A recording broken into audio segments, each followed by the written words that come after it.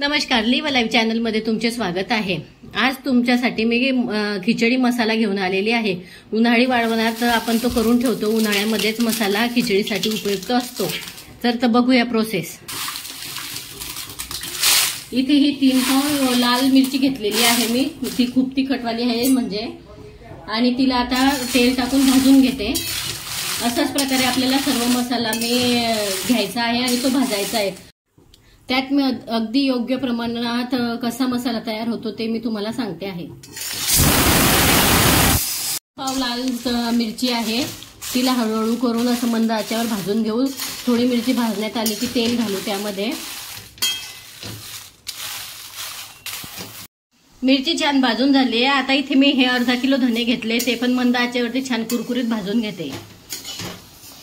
हे मी 50 ग्रॅम तेजपत्ते घेतलेले आहे। तेजपत्ते थोडे चांगले कुरकुरीत भाजून घेते। तेजपत्त्यांनी छान असा सुगंध येतो, ते पण मी हलके हलके भाजून घेते मस्त कुरकुरीत। शाही जिरे आहे हे 10 ग्रॅम। ही बडीशोप आहे 15 ग्रॅम आणि 15 ग्रॅम हे साधे जिरे आहे, ते चांगले भाजून घेते। 10 ग्रॅम खसखस ऍड करून मी ते भाजून घेतली आहे। इथे मी हा 1 किलो कांदा कापून घेतलेला आहे आणि तो वाळवून घेतलाय उन्हामध्ये। आता त्याला हलका हलका भाजून घेते। ओलसर भाजून घ्यायचा म्हणजे कुरकुरीत होतो तो, थोडा ओलसरच असतो म्हणजे वाळला तरी पण। बघा या प्रकारे भाजलाय मी। हा सर्व मिक्स खडा मसाला आहे, प्रत्येकी 10-10 ग्रॅम आहे आणि त्यात 1.5 जायफळ घेतलेला आहे मी, आणि ते सर्व मी आता छान भाजून घेते।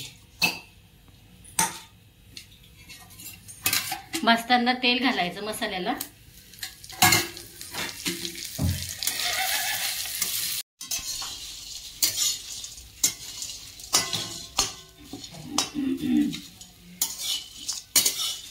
त्यात ही मी 1 वाटी तीळ घेतलेली, ती पण त्यातच ऍड करून भाजून घेते।